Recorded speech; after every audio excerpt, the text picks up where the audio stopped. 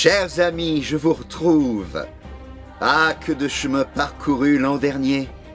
À vous narrer ces rencontres étonnantes de personnages restés gravés dans nos mémoires, par leurs actions ou leur passage dans notre village, et ce, depuis un millénaire. Au Rissé, notre Champagne est désormais notre fer de lance. Hommes et femmes, vignerons et habitants des Rissés y contribuent chaque jour. Je les ai tous connus. Alors c'est la deuxième année que vous interprétez le personnage de Réciacus, personnage fictif, ambassadeur du temps. Comment vous imprégnez d'un personnage quand il n'y a pas de caméra et qu'on n'est pas sur scène et qu'on fait que la voix? C'est beaucoup plus difficile parce que tout repose sur le rythme. Tu sais, c'est comme quand tu chantes une chanson toi-même de quelqu'un d'autre.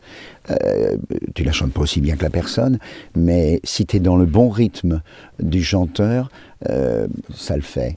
Et le difficile, c'est d'avoir un texte dont on mesure pas dans la totalité, au départ, quel est le rythme qu'on doit vraiment suivre. Mais dès que tu as trouvé le bon rythme, ça y est, t'es dans le bonheur. Et surtout avec le Champagne, ce qui est très saisissant, c'est qu'est-ce que c'est que le Champagne en fait? Le Champagne, je trouve, et c'est ce qui fait la couleur de la France, et la bonne couleur, c'est que c'est irréel. C'est comme le mot irréel, il y a deux R dans irréel. Ben, je trouve que le Champagne, c'est l'ivresse de l'alcool, où il y a deux O aussi, c'est-à-dire que c'est quelque chose en plus, c'est un pétillement, où il y a deux L aussi. C'est-à-dire que c'est quelque chose qui a été créé, pas comme les tartes tatin parce que c'était à l'envers, mais c'est pour remettre à l'endroit l'idée que on peut rire de tout, quoi. On peut s'amuser de tout, même de l'alcool. C'est-à-dire que cette ivresse du Champagne, elle est liée jusqu'au bout des temps à la joie d'être heureux ensemble, la joie de on va trinquer ensemble, on va se faire du plaisir ensemble. C'est pas du tout l'abandon dans la détresse de l'alcool qui peut t'abrutir et aller dans les profondeurs d'un désespoir, tu vois. C'est pas quelque chose qui se détruit, au contraire, c'est quelque chose qui renaît. C'est-à-dire le fait que après tout, quoi qu'il se passe dans la vie, il y a toujours un moment Champagne, le moment où tu es heureux, le moment où tu fêtes quelque chose.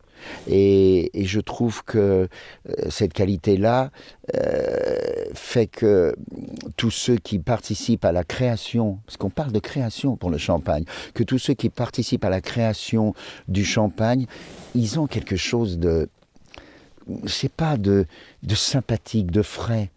C'est-à-dire ils le font extrêmement consciencieusement, mais ils le font avec fierté parce qu'ils savent que ça va être synonyme de fête pour les gens, et pas au contraire de désespoir, d'oubli ou d'abandon. C'est pour ça que, paradoxalement, ils occupent une part à part, vraiment.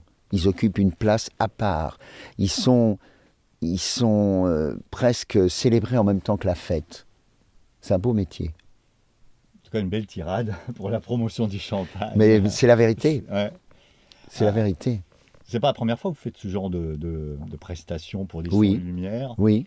sur d'autres thématiques. Oui, évidemment, en Avignon, bien sûr, pour raconter cette histoire extraordinaire où là, il ne s'agit pas de Champagne, de fête, parce que le théâtre, finalement, n'est pas une fête. Le théâtre, c'est un partage. Et je voudrais juste souligner quelque chose d'incroyable, à quel point la langue française est exceptionnelle, parce qu'elle est comme un arc-en-ciel. Aucun mot n'a été choisi au hasard. Par exemple, entre conseil et opinion. C'est-à-dire que quand j'entends, par exemple, tu es dans un restaurant et la personne qui est là fait « Qu'est-ce que vous me conseillez ?» Non, parce qu'un conseil, tu le suis. Donc tu le suis aveuglément. Alors qu'une opinion, on te l'offre et c'est à toi de la partager ou pas. Et je pense que beaucoup de vins sont des vins à conseiller, point barre. Ça va avec ça, ça va avec ça. Alors que le Champagne, c'est une opinion. C'est-à-dire, est-ce que vous partagez le sens de la fête?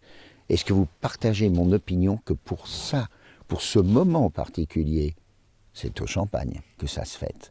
Et je crois que c'est toute la différence.